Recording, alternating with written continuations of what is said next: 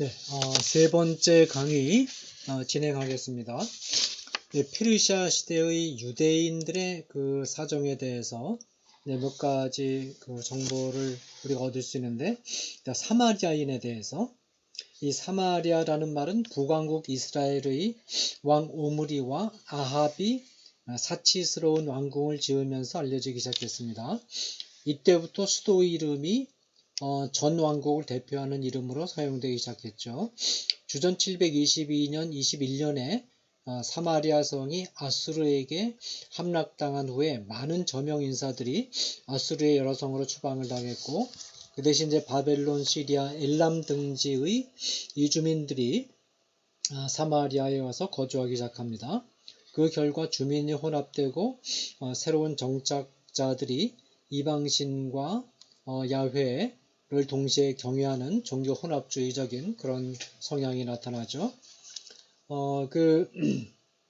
고레스의 조서에 따라서 이제 첫 번째 귀환자들이 예루살렘에 왔을 때 사마리아인들이 이제 동참 성전 재건 사업에 동참하려고 했다가 유대인들로부터 이제 받아들여지지 않으니까 성전 재건 작업을 이제 방해하는 그런 이야기 이미 살펴봤고, 또 에스라와 느헤미야 시대에 가장 심각한 문제가 자폰 문제였는데, 이 자폰 문제가 바로 이제 사마리아인들과 이제 관련이 되어 있습니다. 이걸 한번 쭉 읽어보시면 되겠고, 그 다음에 이제 엘레판틴의 유대인들이 좀 있었어요. 이스라엘과 애굽 사이에서는 요셉의 경우에서 볼 수 있는 것처럼 족장 시대부터 이미 접촉이 있었어요.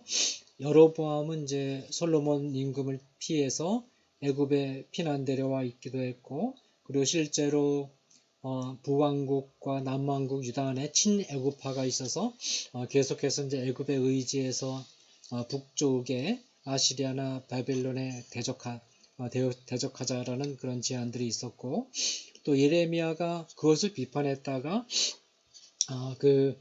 말년에 애굽에 끌려간 것으로 그렇게 되어 있습니다. 그리고 캄비세스 때 상당수 유대인 용병들이 애굽에 들어갔고, 이들이 캄비세스 철군 후에 엘레판틴 지역에 남겨진 수비대 일원이 되기도 했습니다. 그 다음에 우리가 잠깐 살펴봐야 될 게 이제 회당입니다. 회당이 바로 페르시아 때 생겼는데, 바벨론 유폐 이전에는 예루살렘 성전이 유대인들의 영적 생활의 중심이었죠. 그러나 바벨론의 느부갓네살 군대가 예루살렘 성전을 파괴하자 유대인들에게는 새로운 예배 방식이 요구가 됐습니다. 성전 파괴와 더불어 제사도 이제 끝났어요. 제사도 이제 끝났고, 그러나 기도와 성경 연구는 국경이 필요 없었죠. 에스겔서에 보면 에스겔의 집에 모인 장로들의 모임에 관한 기록이 나오는데, 이 모임을 정기적으로 갖게 되면서 주간 회당 예배가 형성이 됐습니다. 회당은 그 말 자체가 수은이란 말은 이제 함께란 뜻이고, 아고구라는 말은 아고라는 헬라어에서 유래한 말인데 끌어오다, 모이다 그런 뜻이거든요. 집회 또는 집회를 위한 건물이라는 뜻을 가집니다. 회당 예배는 바벨론 페르시아 제국의 성읍들, 애굽과 소아시아, 그리스와 로마에 흩어져 있던 유대인들의 영적인 욕구를 충족시켜주는 역할을 했습니다. 그리고 10명만 모이면 회당을 조직할 수 있었고, 회당에서는 이제 히브리어로 기록된 성경을 아람어를 비롯한 실용어 언어로 해석해 주었습니다. 회당의 예배의식은 그리고 대도시에는 23명의 장로단으로 구성된 사내들인 곧 회당 공동체의 관리회가 구성되었고, 사내들인은 법정과 민사 및 종교 행정의 역할을 담당을 했어요. 이 사내들에서 매질, 출교, 사형 등의 형벌이 선고될 수 있었고, 매질은 40에 하나 감안되었습니다. 이보다 더 가혹한 처벌은 출교였습니다. 사형도 선고할 수 있었지만, 특별히 로마 시대에 와서는 사형 집행은 로마 총독의 인주를 받아야 됐습니다. 특별히 이제 예루살렘에 있는 사내들이는 대사내들인으로서 유대의 최고 법정 역할을 담당을 했습니다. 대사내들인은 대제사장에 의해서 주관되었고 대사내들인의 명령은 유대인들이 거주하는 곳이면 어디서든지 인정이 됐습니다. 회당의 예배의식은 자유로웠어요. 자격만 있으면 어떤 유대인이든지 예배를 집행할 수 있었습니다. 그리고 이제 이 관습을 이용해서 예수님이나 바울이 회당에서 복음을 전할 수 있었죠. 그다음에 이제 회당 예배는 초기에는 기도와 성경 한 부분을 읽고 설명하는 것으로 구성이 됐습니다. 미시나 시대의 회당 예배는 쉐마, 기도, 율법 낭독, 선지자 낭독, 감사기도, 성경 교훈의 번역과 설명 등으로 구성되는데 이런 형식이 이제 신약 시대의 예배의 기독교 예배의 기본 형식이 여기서부터 이제 온 것입니다. 그 쉐마는 모든 계명 중에 첫째가 무엇이니까 라는 질문과 이에 대한 대답으로 구성되었는데 예수님이 이 형식을 인용을 하셨습니다. 그리고 2세기 초엽에 회당의 주된 기도는 18가지 감사기도로 구성되어 있었습니다. 자, 그 다음에 이제 그 중간기 시대에 있어서 가장 중요한 헬레니즘 시대와 그 시대에 전개된 마카비 왕국에 대해서 이제 살펴보도록 하겠습니다. 이 페르시아가 그리스의 도시국가들을 서로 반목시켜서 얻은 어부지리로 이제 명백을 유지하고 있는 동안 마케도니아의 필립이 스파르타를 제외한 그리스 도시국가들을 묶어서 헬라 동맹을 구성하고 이제 페르시아의 대결을 했는데 그러나 필립은 주저 336년에 모살당했고 왕위가 곧 알렉산더에게 계승이 됐습니다. 알렉산더는 아리스토텔레스에게서 직접 교육을 받았고 원정길에도 일리아드와 오디세이를 지니고 갔습니다. 이 알렉산더는 그 마케도니아인으로 구성된 작은 군대와 역사가 지리학자, 식물학자로 구성된 참모진을 이끌고 전쟁에 나섰습니다. 알렉산더는 트로이를 점령함으로써 이제 새로운 전쟁의 시작을 알렸어요. 가장 결정적인 전쟁이 페르시아의 다리우스 3세와의 전쟁이었는데 처음에는 이제 알렉산더를 대수롭지 않게 생각하고 부하에게 그냥 가볍게 명령을 내려서 알렉산더를 잡아오라고 했는데 이 그라니쿠스 강의 전투에서 페르시아군이 패배합니다. 그리고 이제 이어서 벌어진 이수스 전투, 이수스의 그 길리기아 현문에서 벌어진 전투에서 그 페르시아군이 패배를 하고 그래서 이제 페니키아 전역의 성이 알렉산더의 손에 들어갑니다. 이 다리우스 3세는 협상을 요청했지만 세계 정복을 꿈꾸고 있었던 알렉산더는 거부하고 공격을 계속합니다. 그래서 7개월의 항전 끝에 두로 점령하고 가자를 함락시키고 애굽 함락시키고 그 알렉산더가 애굽인들에게 해방자로 환영을 받았어요. 알렉산더는 또 합법적인 바로로 인정을 받기까지 했습니다. 이 알렉산더는 그 애굽 통치를 굉장히 관대하게 통치해서 애굽 통치는 애굽인들에게 맡기고 군대만 관리했는데 알렉산더가 특히 학문적으로 문화적으로 남긴 큰 업적은 뭐냐면 알렉산드리아라는 국제적인 대도시를 건설했다는 것. 그래서 이제 알렉산드리아가 그 당시 제1급 국제도시가 됐거든요.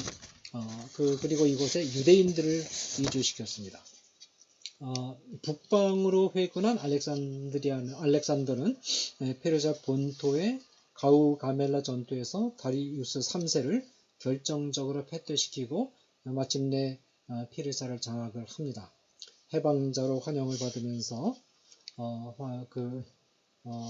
페르시아에 진입을 했고 그 당시 가장 부유한 도시였던 페르세폴리스를 공격해서 남자는 모두 죽이고 여자는 노예로 삼고 주전 330년에 다리우스는 죽고 알렉산더는 대왕 바실레우스라는 칭호를 얻게 됩니다. 알렉산더는 이제 동방 정복을 계속해서 3년 동안 접전을 벌인 후에 화해의 표시로 이 박트리아의 공주인 록사나 와 결혼을 했습니다. 그러나 주전 323년 알렉산더는 33세의 나이로 요절을 합니다. 알렉산더가 죽은 후에 이제 록사나와의 사이에 아들이 태어났지만 그가 자라기도 전에 알렉산더의 후계자들이 권력을 장악하고 7년간의 권력 다툼 끝에 주전 315년에 4명이 권력을 나눠 갖게 됩니다. 그래서 안티고누스는 지중해에서 중앙아시아까지, 카산데르는 마케도니아. 여기서 우리가 주목할 것은 뭐냐면 바로 프톨레미 라기입니다. 라기는 애국과 남시리아, 그리고 이제 프톨레미의 총사령관이 셀류큐스인데 셀류큐스가 나중에 배반해서 독립된 왕조를 세우게 됩니다. 그리고 그 다음에 리시마코스는 트라키아. 이 부분이 이제 프톨레미 라기, 시리아 지방을 그 바로 팔레스타인을 요 두 사람 프톨레미와 셀류큐스가 지배하기 때문에 이것이 이제 굉장히 중요한 그 왕조가 되는 거죠. 그래서 복잡한 그 전쟁이 벌어지는데 안티고누스는 프톨레미를 시리아에서 축출하고 시리아를 장악을 했습니다. 그러니까 이제 셀류큐스도 프톨레미로부터 독립해서 독자적인 세력을 구축해가지고 셀류큐스 왕조를 열었어요. 그것이 이제 보면 이겁니다. 여기 보면 프톨레미 왕조가 애굽을 중심으로 이렇게 펼쳐져 있고 그 위에 셀류큐스 왕조가 거대한 지역을 차지하고 있고 여기 그 팔레스타인 지역이 바로 프톨레미 왕조하고 시리아 셀레쿠스 왕조가 이렇게 차지하는 그 서로 이제 말하자면 서로 쟁패를 하는 그런 상황이었죠. 그러니까 이제 바로 그 유다의 역사가 특별히 셀루큐스 왕조와의 관계 안에서 그 유다의 중간사가 주로 진행이 됩니다.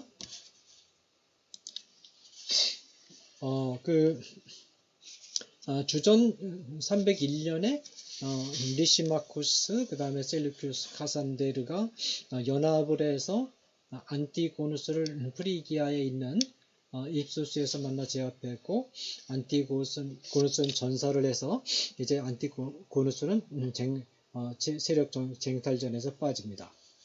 이때 이제 애굽의 프톨레미는 전쟁에 참여하지 않고 방관을 했는데 연합군은 코엘레 시리아 지방을 프톨레미에게 주기로 했는데 전쟁에 참여하지 않으니까 안 주려고 했는데 프톨레미가 선수를 쳐가지고 이 땅을 차지해 버립니다.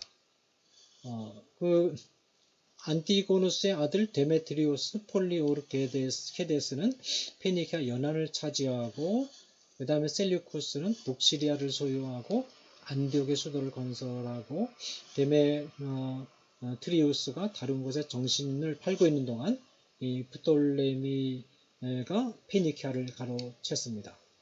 그래서 이제 그 사실은 프톨레미와 셀류쿠스가 시리아를 장악하는 그런 형상이 됐어요. 프톨레미 라기의 왕위는 주전 283년에 아들 프톨레미 필라델푸스에게 계승이 됐고 셀류큐스는 주전 281년에 아들 안티오쿠스 1세에게 왕위를 계승을 했습니다. 이렇게 해서 애굽의 프톨레미 왕조, 시리아의 셀류키드 왕조, 마케도니아의 안티고누스 왕조가 제국을 분할하는 구도가 확립이 됩니다. 그리고 이제 안티오쿠스 3세, 이게 이제 셀류큐스 왕조죠. 셀류큐스 왕조의 안티오쿠스 3세가 주전 223년에 18세의 나이로 시리아 왕위에 오르게 되고 애굽과의 반복되는 그 접전을 벌인 끝에 예루살렘을 차지합니다. 그리고 이제 예루살렘 주민들은 안티오쿠스 3세, 셀류큐스 왕조의 안티오쿠스 3세를 환영을 합니다. 이때 이제 로마, 신흥 세력인 로마가 그 한니발 장군을 거느린 카르타고 군을 포에니 전쟁에서 이제 격퇴시킨 후에 이 포에니 전쟁에서 패전한 카르타고의 한니발 장군이 안티오쿠스 왕실로 피신해 들어와 가지고 왕실을 자꾸 이제 충동을 해서 이 그리스를 침공하게 했는데, 그러니까 이제 로마군이 그 로마군에 대한 도전으로 해석을 하고 이제 말하자면 그 접전을 벌입니다. 그래서 이 접전에서 안티오쿠스 3세를 셀류쿠스 왕조의 안티오쿠스 3세를 패배시키고 안티오쿠스 3세의 아우인 안티오쿠스 에피파네스를 말하자면 이제 로마로 볼모로 잡아가게 됩니다. 요 이제 안티오쿠스 에피파네스가 이제 그 말하자면 유대 중간기 기간 동안에 유대인의 역사와 아주 직접적인 관련이 되는 그런 인물입니다. 이 안티오쿠스 에피파네스는 영화로운 자란 뜻인데, 너무 이제 아주 못돼 가지고 유대인들에게 그 월드 플레이를 통해서 에피마네스 하면 이게 미친놈이란 뜻이 되는데, 미친놈이라고 이렇게 불리기도 했습니다. 이 안티오쿠스 에피파네스 초기에 예루살렘은 의인 시몬의 자손인 오니아스 3세가 다스리고 있었는데, 친그리스파 유대인들은 오니아스를 대적하고 야손을 지지를 했어요. 그래서 야손을 지지를 했는데, 이제 셀류큐스 왕조 치하에서 지금 예루살렘의 작은 쟁패가 벌어지는 겁니다. 야손은 안티오쿠스에게 더 많은 조공을 바치겠다는 약속을 함으로써 그 매직을 한 거죠. 대제사장으로 지명받는데 성공을 합니다. 그 헬라파가 성공을 하는 거죠. 그래서 이제 야손은 헬라파 유대인들을 충동질해서 헬라화 시킵니다. 예루살렘을. 그래서 연무장 세우고 나체로 운동하게 하고, 그래가지고 이제 정통 유대인들 중에서 경건한 자라고 불리는 하시딤 집단의 반감을 사요. 근데 이제 안티오쿠스는 계속해서 유대 정통파를 분열 정치 세력으로 감시를 합니다.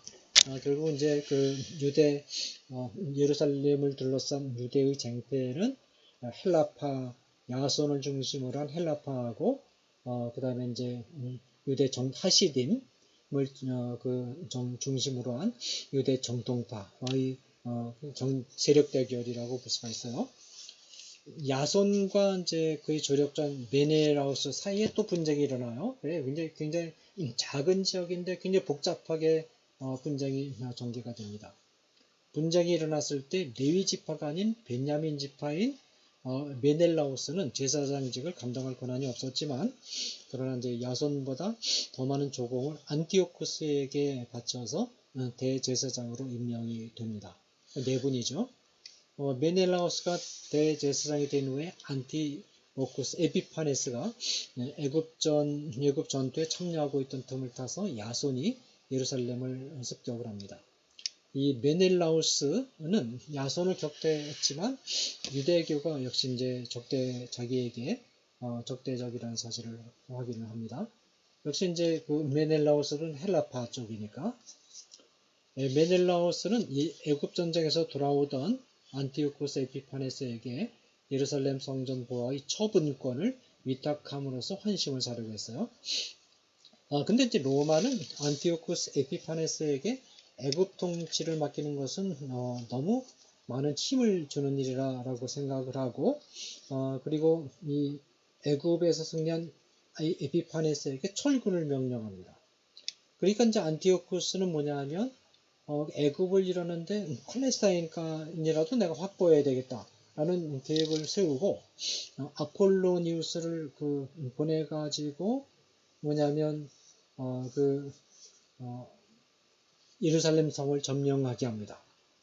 이 안티오쿠스 에피파네스는 정통파 유대인들은 안식일에 전투를 하지 않는다라는 사실을 알고 안식일에 공격을 감행해가지고 메넬라우스의 대적자들을 잔인하게 학살을 해요. 그리고 예루살렘 성경을 파괴하고 아크라라는 그 요새를 건설해서 대부대를 주둔시키고 나라를 헬레니즘화 시키려는 시도들을 진행합니다. 그리고 이스라엘 하나님을 주피터와 동일시하고 이방 신상을 성전 제단에 세웠는데 이것이 이제 다니엘서 11장 31절이 말하는 멸망케 하는 미움불곤이었습니다. 그리스 군인들과 이들의 정부들이 성전 뜰에서 음탕한 이교도의 제사를 드리고 돼지가 제단에 드려지기도 합니다. 술으신 바카스 숭배의식이 고양이 되고 할례와 안식일을 지키는 날 사형시켰습니다. 히브리 성경 사본들을 파괴시키고 노서기관 엘르하사는 돼지고기 먹는 걸 거부하다가 채찍에 맞아 죽고 어떤 어머니와 7 아들은 신상에 절하기를 거부한 죄로 학살당합니다. 할례를 행한 2 어머니는 쫓겨다니다가 유대 성벽위에서 곤두박질해서 떨어지기도 합니다. 이제 잠깐 그 유대인에 대한 헬레니즘의 영향을 잠깐 점검하고 지나가면 이 알렉산더는 이제 정복자인 동시에 헬레니즘의 전도자였습니다. 전도자였는데 그래서 바벨론 유폐 이전에 유대인들이 가나안인들의 우상숭배 유혹에 노출되어 있었다면 바벨론 유폐 이후의 유대인들은 헬레니즘의 유혹에 노출되어 있었다라는 것을 라고 말할 수가 있어요. 그래서 이스라엘 남자들이 예루살렘 성전도 중시하고 성전세도 내고 성지순례도 했지만 그러나 정신적으로는 그 헬레니즘 문화에 깊이 감염되어 있었습니다.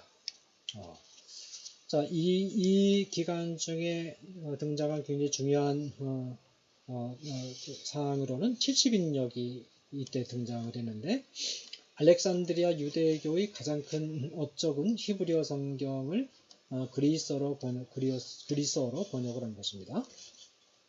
이 알렉산드리아 유대인들은 히브리어를 잊어버린 자녀들에게 성경을 읽히기 위해서 성경을 번역을 했어요. 그래서 주전 250년경에 토라 번역을 필두로 해서 나머지 정경들과 외경들도 번역이 됩니다. 그래서 오리겐 시대에 이르러서 이 역본이 70인역이라고 명명이 됩니다. 그리고 이제 주전 100년경에 그 아리스테아스의 편지라는 문헌에 따르면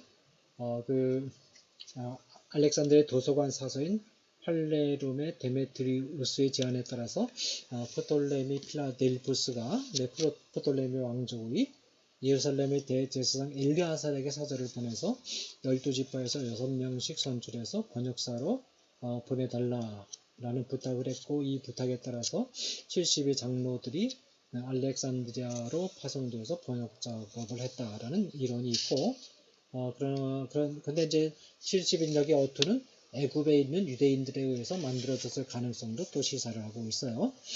이 70인역은 비유대인들과 유대인들에게 그리스도의 소식을 전해주었고 특히 사도 바울과 그 외의 사도들의 사역을 수월하게 하는데 크게 기여를 했습니다. 신약성경의 구약 인용은 거의 대부분 70인역에서 나온 것인데 특히 예수님은 구약을 인용하실 때 히브리 원문인 마소라 본문으로부터 인용하시지 않고 전부 70인역에서 인용하셨다라는 점. 그 다음에 이제 알렉산드리아의 비유법이라는 게 이 당시 등장합니다.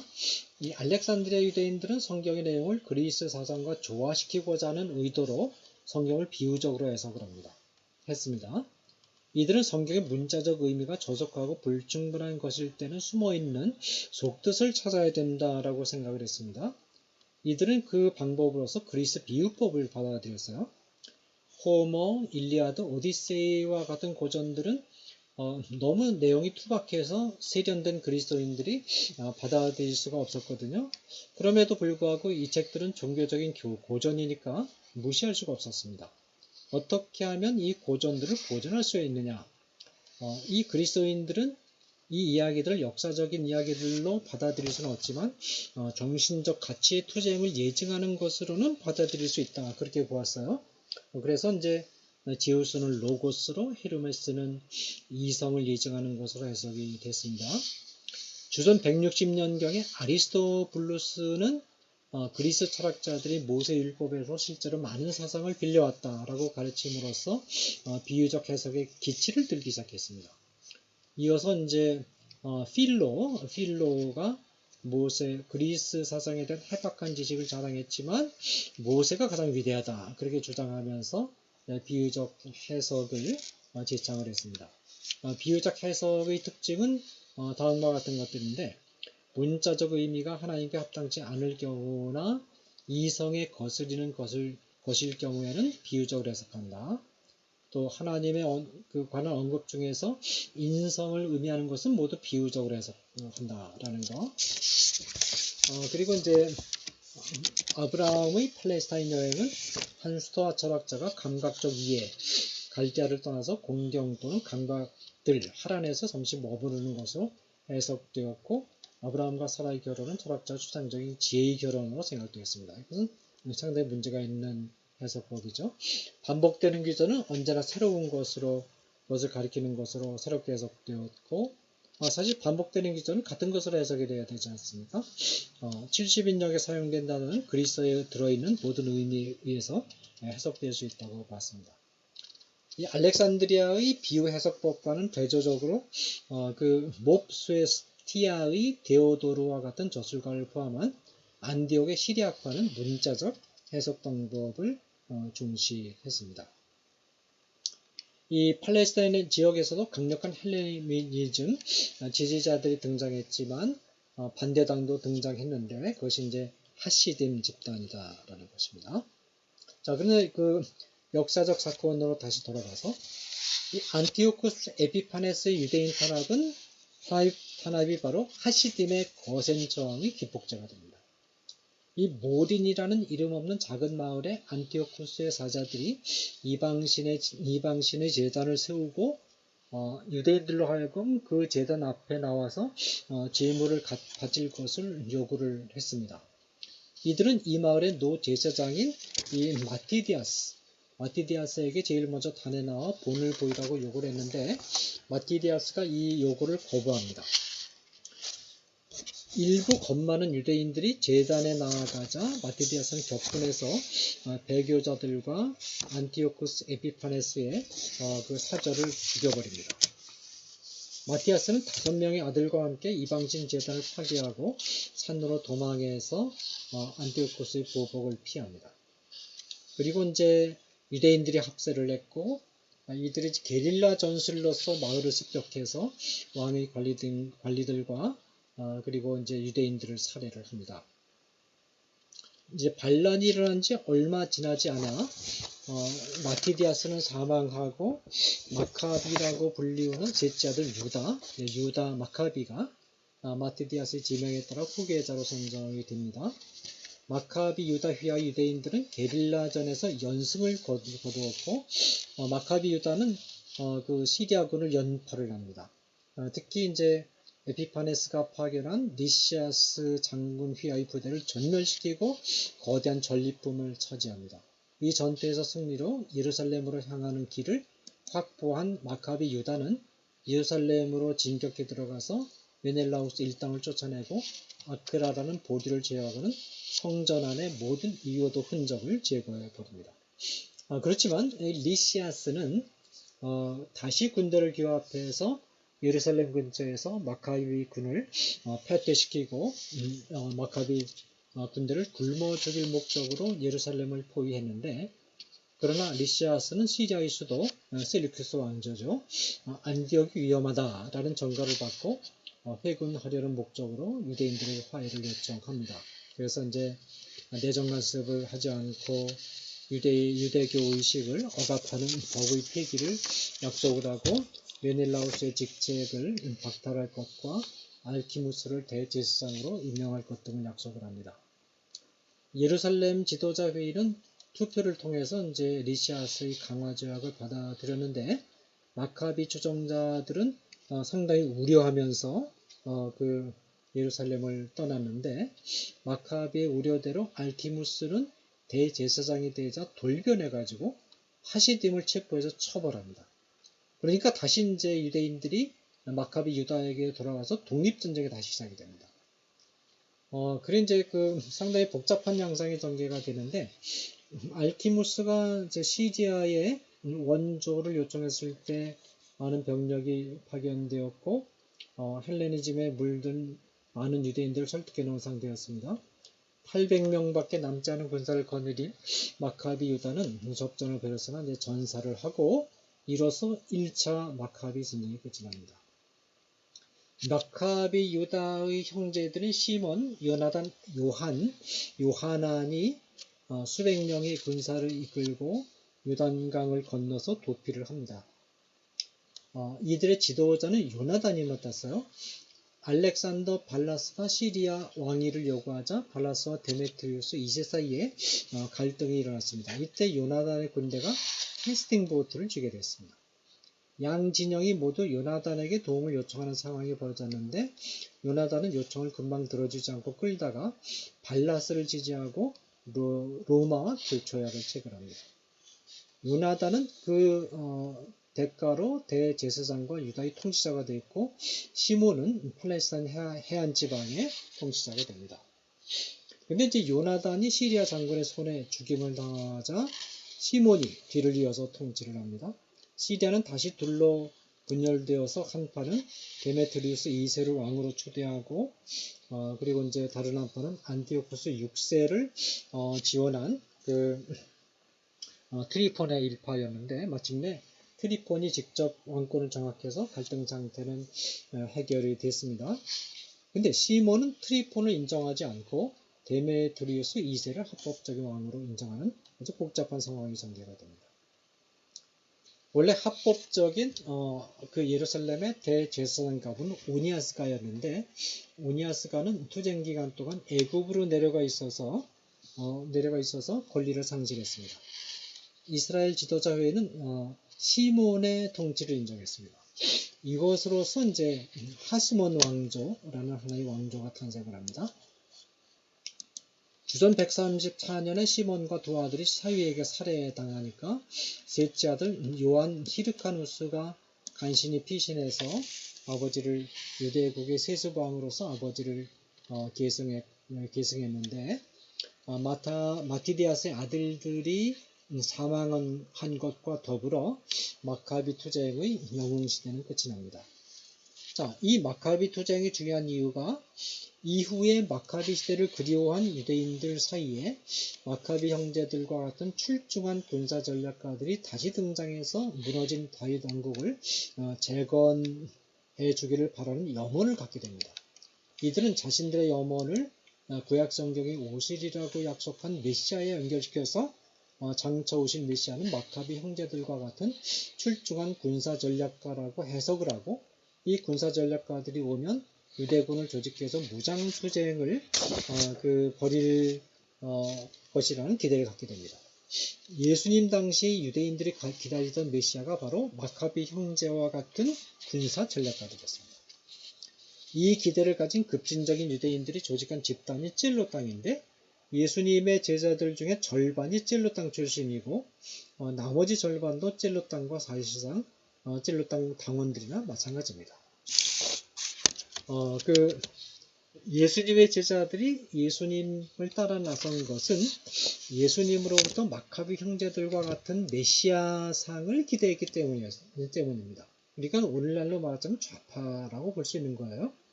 그러나 예수님에게서 마카비 형제들과는 그 뒷부분이 뭐 좀 빠졌죠. 다른 모습이 이제 이렇게 나타나니까 결국은 이제 가룟 유다를 중심으로 해서 가는 다른 모습이 나타나니까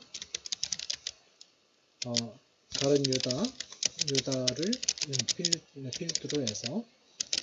필두로 하여 예수님으로부터 등을 돌리기 시작한 것이죠.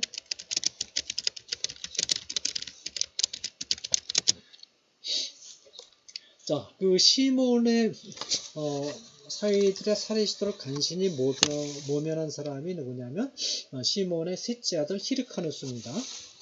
히르카누스는 시리아의 충성을 서약하고 왕위에 오르는 것을 인허받았습니다.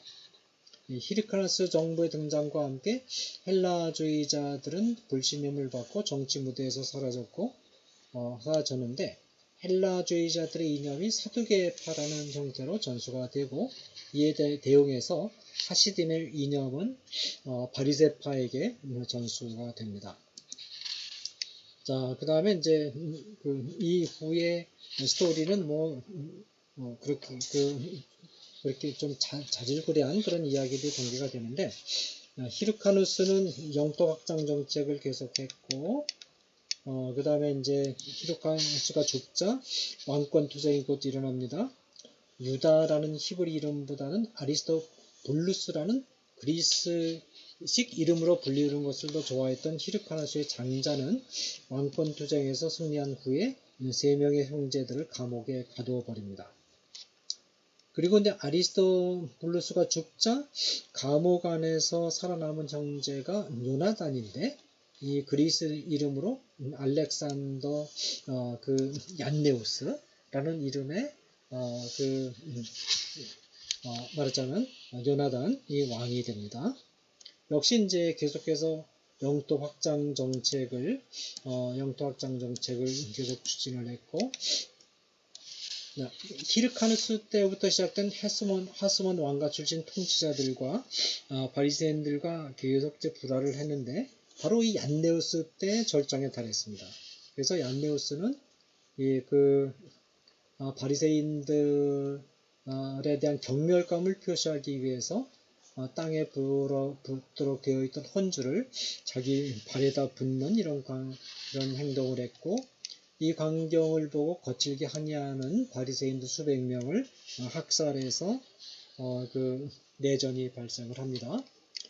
바리새인들은 시리아 왕에게 원조를 요청해가지고 이상한 동맹이 맺어졌어요. 왜냐하면 시리아 셀류큐스 왕조의 안티오코스 에피파네스는 하시딤의 원수였거든요. 그죠? 이 점이 불안했던 바리새인들은 나중에 생각을 또 바꿔가지고 오히려 얀네우스 편에 서서 시리아군에게 패배를 안겨줬어요. 근데 또 얀네우스가 또 마음이 싱숭생숭해가지고 바리새인이 도움을 받아서 그 승전을 하긴 했지만은 결국 자기 자신이 패배당한 거나 마찬가지 아니겠습니까? 그러니까 얀네우스가 전쟁이 끝난 다음에 오히려 바리새파 중에서 자기에게 반기를 들었던 사람들을 찾아서 징계를 해버리고 또 사두개인들과 함께 연회를 베푸는 그 사이에 800명이나 되는 바리새인들을 찾아서 연회석상에서 죽여버립니다. 이 때문에 이제 사두개인들과 바리새인들 사이에서 아주 굉장히 강한 적대 감정이 생기게 됩니다. 얀네우스의 아내인 살로메 알렉산드라는 아리스토블루스와 결혼했다가 아리스토블루스가 죽자 알렉산더 얀네우스와 재혼을 합니다. 이 알렉산드라는 70세의 나이로 여왕으로서 이제 왕위를 계승을 했는데 알렉산드라의 임종이 다가오자 바리새인들은 장자인 히르카누스 2세를 지지했고 사두개인들은 차자인 아리스토블루스 2세를 지지를 합니다. 알렉산드라가 죽자 알렉산드라의 두 아들을 둘러싸고 다시 권력투쟁이 벌어졌고 이 권력투쟁에서 처음에는 장자인 히르카누스가 왕위에 올랐는데 이 히르카누스가 정치에 별로 관심이 없었어요. 그래서 아리스토블루스 2세에게 왕위를 양도해 버렸습니다. 그리고 서로 관계가 좋아질 줄 알았는데 원래 권력 관계가 그렇지 않은 거거든요. 이 우정을 오래가지 못하고 오히려 아리스토블루스 2세가 히르카누스 2세를 죽이려고 달려드니까 그러니까 이제 히르카누스 2세가 이두메의 통치자였던 안티파터의 권고를 받아들여 가지고 말하자면 나바테아 아랍군의 도움을 빌려서 왕위를 되찾으려고 했고 마침내 아레타스가 이끄는 연합군이 예루살렘을 포위해서 장기전에 들어가는 그런 사태가 벌어졌습니다. 로마는 뭐냐면 그 로마가 바로 이제 아리스토블루스 2세와 히르카누스 2세 사이에 벌어진 왕권 다툼에 개입하기로 결정을 합니다. 그래서 아리스토블루스가 로마에 반역하기 위해서 꾸민 증거를 알아낸 폼페이는 예루살렘을 포위하고 히르카누스를 지원해가지고 예루살렘을 장악하고 이때 이제 유대인들 12,000명이 학살당합니다. 폼페이가 장교들을 데리고 성전의 지성소에 들어가는데 다행히 이제 폼페이는 성전 기물에는 손대지 않았고 성전 제사도 허용을 했습니다. 아리스토블루스가 패배하면서 유다는 로마의 시리아 속주 일부가 됐고 히르카누스는 폼페이에게 충성한 대가로 갈릴리와 이듬해 베리아 지역을 지배하게 되고 대제사장도 승인을 받습니다. 이 아리스토블루스 2세와 히르카누스 2세가 분쟁하고 있는 동안 이두메의 통치자인 안티파터는 히르카누스의 배후에서 실력자로 영향력을 행사를 합니다. 행사를 했고 그런데 이제 로마의 안토니우스는 안티파터의 아들 헤롯을 실제로 유대인의 왕으로 세웁니다. 그래서 이제 AD 4년까지 한 40년간 통치를 하거든요. 바로 이제 이 헤롯이 안티파터의 아들 헤롯이 그 경쟁적인 유대인의 왕이 태어나는 것을 두려워해가지고 예수께서 탄생하셨을 때 베들레헴의 아기들을 살해하라는 명령을 내리죠. 헤롯은 파르티아인들로부터 예루살렘을 탈환한 이후에 즉시 바벨론 출신의 하나니엘을 대제사장으로 임명을 했고 하스몬가의 마리암네와 결혼해가지고 왕권의 정통성을 확보하려고 했습니다. 마리암네의 어머니는 히르카누스 2세의 손자인 아리스토블루스를 대제사장으로 세우기로 결심하고 계략을 짭니다. 마리암네의 어머니는 애굽의 클레오파트라에게 연락해가지고 클레오파트라와 동맹을 맺고 있던 안토니에게 연락해서 헤롯을 압박해서 하나니엘을 해임시키고 아리스토블루스를 대제사장에 임명을 했습니다. 근데 이 아리스토블루스가 헤롯의 계략에 의해서 연못에 빠져 익사를 했어요. 그래가지고 이제 이런 내부 투쟁이 지금 벌어지는 겁니다. 마리암네의 어머니하고 이제 헤롯 사이에. 마리암네의 어머니는 다시 클레오파트라에게 도움을 요청을 했고 안토니는 헤롯을 소환을 합니다. 헤롯은 숙부뻘되는 요셉에게 국정을 맡기고 떠나면서 만일 자신이 안토니에게 사형 선고가 되면 즉시 마리암네를 죽이고 왕권을 지켜달라 그렇게 부탁을 했는데 요셉이 이 부탁을 마리암네에게 일러 바쳤어요. 그래가지고 마리암네 어머니는 헤롯이 죽으면 왕권을 장악하려는 계획을 세웠는데 헤롯은 예상과는 달리 오히려 안토니로부터 강력한 지원을 얻어가지고 살아서 귀국했어요. 헤롯은 마리암네 살해 계획이 폭로되었다는 사실을 알고는 요셉과 마리암네 사이에 부정한 관계가 있다고 결론 내리고 요셉을 죽여버립니다. 주전 악티움에서 벌어진 전투에서 안토니가 패배하고 옥타비우누스가 로마의 통치자로 등장하자 헤롯에게 이제 다시 위기가 찾아오죠. 다시 위기가 찾아와요. 그래서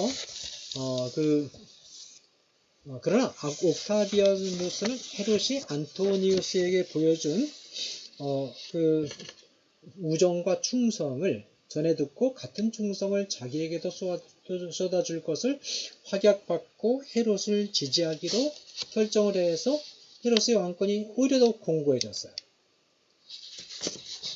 헤롯은 이렇게 이제 정치에서는 기가 막히게 안토니우스를 섬겼다가 안토니우스의 적인 옥타비아누스를 또 섬기는데 아주 기가 막히게 처신을 잘해가지고 성공을 했어요. 정치는 굉장히 능숙하게 성공을 했는데 가정 문제가 아주 문제가 있어요. 그래서 헤롯은 옥타비아누스를 만나기 위해서 로즈로 가면서 시종 소에무스에게 국정을 또 위탁했어요. 자신이 옥타비누스에게 사형 선고를 받으면 마리암네를 죽이라는 지시를 내리고 떠납니다. 그런데 이 지시가 다시 마리암네 귀에 들어갔어요. 헤롯이 다시 살아서 돌아왔을 때 이 지시가 폭로된 것을 알아차린 헤롯은 소엘무스 마리암네와 그녀의 어머니를 한꺼번에 처형시켜버립니다. 유대인들에게는 헤롯에 대한 적대 감정이 강했습니다. 헤롯은 유대인 적대 감정이 강했어요. 특히 통치 18년째 되는 해에 헤롯이 이제 성전 재건 작업을 시작해서 1년 반 만에 완성해서 제사를 드렸고 8년간에 걸쳐 성전 뜰을 완성했는데 성전은 전체 구도가 계단 모양으로 되어 있었고 낮은 뜰과 높은 뜰이 있었습니다. 바깥뜰은 이방인과 불교란자들, 여인의 뜰과 이스라엘인의 뜰은 성전 경내에 가까이 갈 수 있는 여인들과 남자들을 위해서 제공이 됐습니다.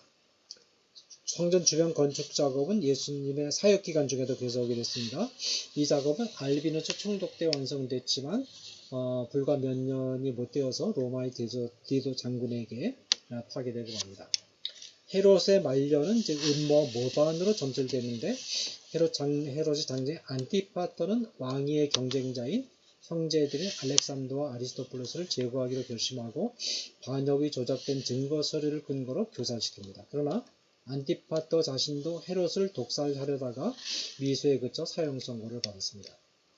헤롯이 병들어 죽음이 임박했다는 이야기가 들려오자 바리새인들은 헤롯이 세워놓은 성전 대문 위에 황금 독수리를 파괴합니다. 그러자 헤롯은 이 유대 지도자들을 사형에 처하라고 명령합니다. 이 유대 지도자들 중에는 유다와 마티아스라는 인물이 포함되어 있었는데 주전 4년 4월 1일에 헤롯은 장암과 수종 때문에 죽습니다. 헤롯의 심술은 아기 예수까지 미쳤다는 얘기는 있었죠. 헤롯이 유다와 마티아스를 죽인 행동은 반란의 빌미가 됐습니다. 로마에 의해서 헤롯의 후계자로 지명받은 아르켈라우스는 군대를 보내 반란의 진압을 시도했는데 실패하고 장차 새로운 군대를 보내서 유혈 진압에 성공합니다. 아르켈라우스가 왕위를 인준받기 위해서 로마로 떠났을 때 또다시 소요가 일어났지만 시리아의 통치자 바루스에게 진압을 당합니다. 그러나 반란의 시도는 계속되었고 규모도 점점 커져갔습니다. 나중에는 헤롯의 군사들까지도 반란에 가담할 정도가 됐습니다. 유대 밖에서도 반란이 일어났는데 갈릴리에서는 에제키아스의 아들 유다에 의해서 일어났고 베레아에서는 옛날 노예였던 시몬의 지휘하에 일어났습니다. 마침내 바루스는 나바테아의 왕 아레타스 4세가 보낸 원군을 포함한 병력을 동원해서 반란군을 진압하는 데 성공합니다. 그러나 반란 진압 과정에서 2,000명의 십자가형으로 처형합니다. 팔레스타인 지방에서 이런 소동이 진행되고 있는 동안 헤롯 왕가의 대다수는 헤롯의 유언 문제를 해결하기 위해서 로마에 모여 있었습니다. 헤롯의 세 아들에 참여했는데 헤롯이 지명한 왕위 계승자인 아르켈라우스, 갈릴리와 베레아를 지배한 안티파스, 그리고 빌립이었습니다. 팔레스타인 현지로부터 두 명의 사절단이 로마에 도착했습니다. 한 유대인은 헤롯 왕가 가운데 누구에게도 왕위를 주는 일에 반대하고 대제사장에게 정부를 맡겨줄 것을 요청했습니다. 반면에 가다라, 히푸스, 가자의 헬라 도시에서 온 사람들은 이 도시들을 로마에 합병시켜줄 것을 요구했습니다.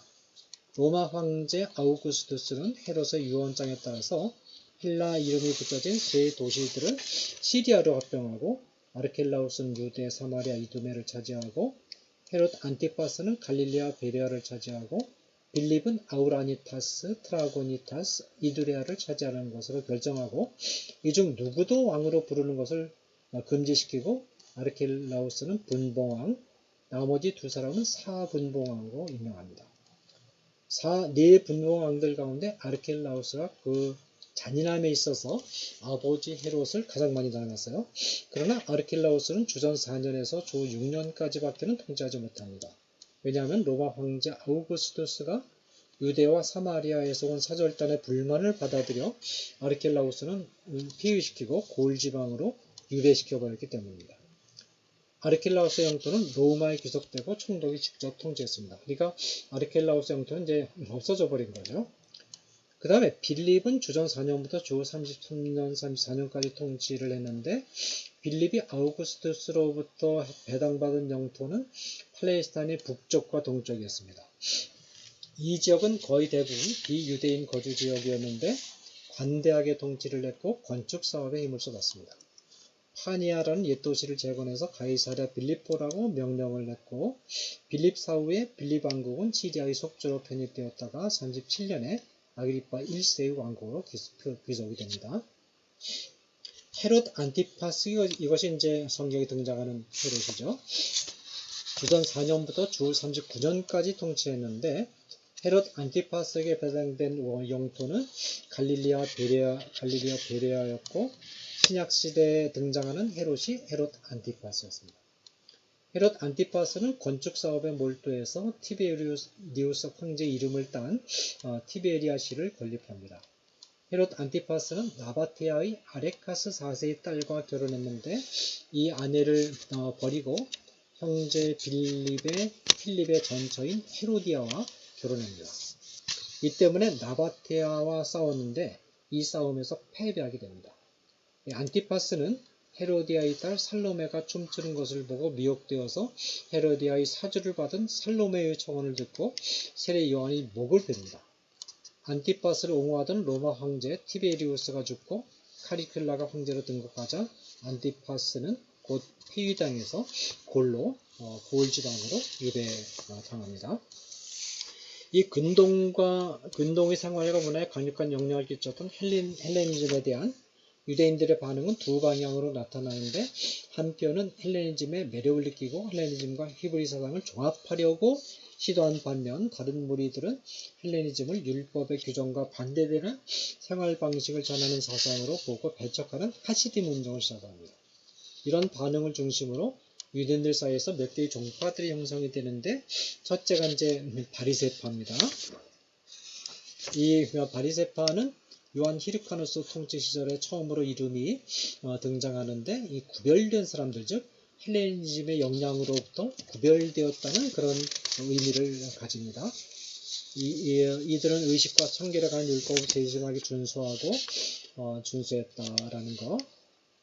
그 다음에 이제 사두개인들이 하스몬 왕조가 지배하는 동안 성전 제사의 주도권을 잡은 반면에 서기관과 바리새인들은 회당 예배에서 예배와 교육을 주도했다라는 거.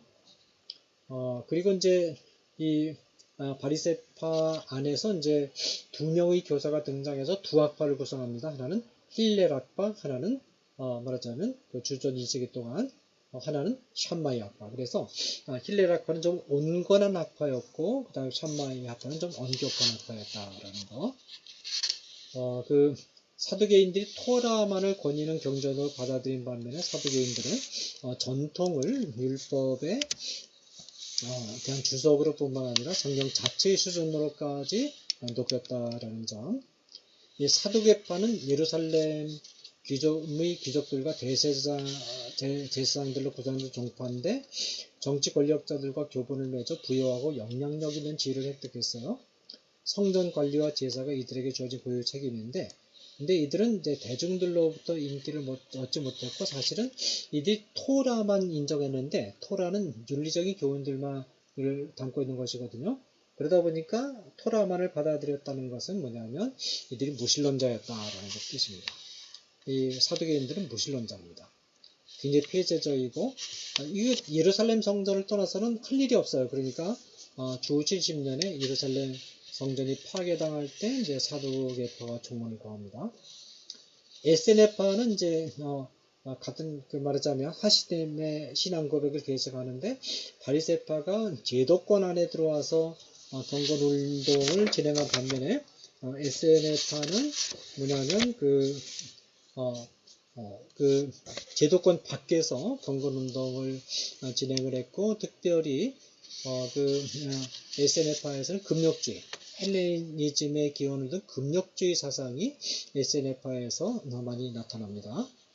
그 다음에 이제 사독파 한번 읽어보시고, 그 다음에 젤롯당은 뭐냐면, 젤롯당은, 그 안에 이거 정치 집단인데, 이 바리새파가 이제 종교적으로 또 사상적으로 하시딤의 전통을 이렇게 이어받았다면, 젤롯당은 정치적으로 그 하시딤의 전통을 이어받아서 말하자면 그 무장 독립투쟁을 통해서 말하자면 하시딘의 경건한 이스라엘 유다 왕국을 회복하려는 그런 그 운동을 추구를 했습니다. 네, 마지막으로 이제 헬레니즘 시대의 마지막 2세기와 기독교 시대의 최초 1세기 동안 묵시문학이라는 게 등장합니다. 이 묵시라는 말은 드러남 곧 비밀스럽고 신비로운 계시를 드러내는 문헌이라는 뜻인데, 이 묵시문학은 특히 안티오코스 에피파네스 시절에 가혹한 박해가 진행되는 동안 민중들에게 위로를 주는 그런 메시지를 담고 있습니다. 이 시대의 사상가들은 악인들에 대한 비판을 직접적으로 표현할 수가 없었어요. 그래서 자신들이 말하고자 하는 메시지를 오랜 권위를 가진 이름을 빌려서 에녹과 같은 비유적인 표현을 이용해서 또 신비스러운 분위기 안에서 감싸서 표현했다라는 것입니다. 그래서 국가는 바다에서 나온 용으로, 사람은 동물로, 유대인은 양이나 가축으로, 유대인 지도자는 어린 양 또는 황소 등으로 표현해서 이제 표현을 해서 자기들의 말하자면 어려움을 당한 민중들을 위로하려고 했어요. 묵시문학은 특별히 하늘의 비밀들을 환상이나 꿈을 통해서 계시하는 형식을 가집니다. 이스라엘 선지자들이 하나님 자신으로부터 직접 계시를 받았다면 묵시문학의 저자들은 천사를 통해서 간접적으로 계시를 받았다고 주장합니다. 이 선지자들은 현재에 관해서 많은 말을 하고 있지만 묵시문학의 저자들은 미래에 관해서 많은 말을 하고 있다. 그리고 임박한 종말론을 제시합니다. 이 묵시문학의 중심 주제들 가운데 메시아 개념이 있는데, 이 메시아 개념은 역시 정치 지도자를 의미했다라는 거.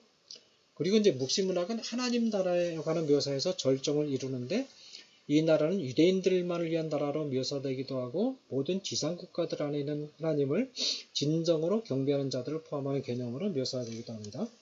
하나님 나라의 풍요로움을 묘사하는데 대담한 묘사들이 동원이 되기도 해요. 이것은 뭐냐면 그 당시 유대인들의 현실에서 살기 너무 힘드니까 하나님 나라를 묘사하면서 아주 풍요로운 그런 나라를 구상을 했는데, 이게 너무 좀 뻥튀기가 좀 많습니다. 예를 들면 포도나무를 하나님 나라는 어떤 곳이냐, 땅이 굉장히 비옥해가지고 포도나무 하나를 심으면 포도나무 하나에서 줄기가 10,000개가 나오고, 한 개의 줄기에서 10,000개의 가지가 나오고, 한 개의 가지에서 10,000개의 작은 가지가 나오고, 작은 가지 하나에 10,000개의 포도송이가 나오고, 포도송이 하나에 10,000개의 포도알이 나오고, 포도알 하나에 225갤론의 포도주를 생산해내는 그런 포도나무가 있는 것이다. 그렇게 이제 묘사를 한단 말이에요. 그러니까 누가 들어봐도 이것은 좀 뻥튀기다. 그렇게 우리가 볼 수 있겠죠. 그렇지만 이제 이것은 뭐냐면 그만큼 그러나 이제 이런 뻥튀기 같은 이런 묘사 안에 그 하나님 나라에 대한 나라의 도래에 대한 확신이 그 안에 숨어 있고, 그리고 현실 속에서 이 삶이 얼마나 곤고하고 어려운가 하는 것이 간접적으로 나타나 있습니다. 네. 자, 이것으로 이제 이번 기회에 신구약 중간사 강의를 모두 마무리하도록 하겠습니다. 네. 그동안 이렇게 열심히 들어주셔서 너무 감사드리고, 이 강의가 여러분들이 신구약을 이해하는데 배경 지식으로서 약간의 도움이 될 수 있기를 바랍니다. 자, 주기도문으로 모든 강의 일정을 마무리하겠습니다. 하늘에 계신 우리 아버지여, 이름이 거룩히 여김을 받으시오며 나라 임하옵시며 뜻이 하늘에서 이루어진 것 같이 땅에서도 이루어지이다. 오늘날 우리에게 일용할 양식을 주옵시고, 우리가 우리에게 죄 지은 자를 사하여 준 것 같이 우리 죄를 사하여 주옵시고, 우리를 시험에 들지 말게 하옵시며 다만 악에서 구하옵소서. 대개 나라와 권세와 영광이 아버지께 영원히 싸움나이다. 아멘.